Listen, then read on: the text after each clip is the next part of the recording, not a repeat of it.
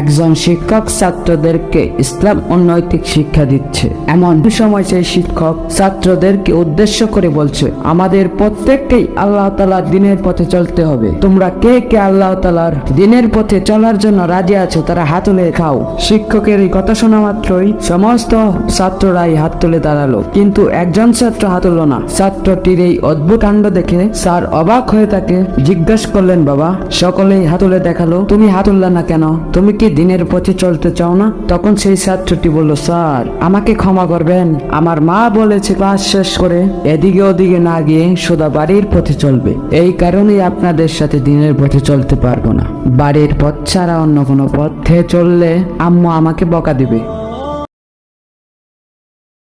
একজন শিক্ষক ছাত্রদেরকে ইসলাম ও নৈতিক শিক্ষা দিচ্ছে। এমন সময় সেই শিক্ষক ছাত্রদেরকে উদ্দেশ্য করে বলছে, আমাদের প্রত্যেককেই আল্লাহ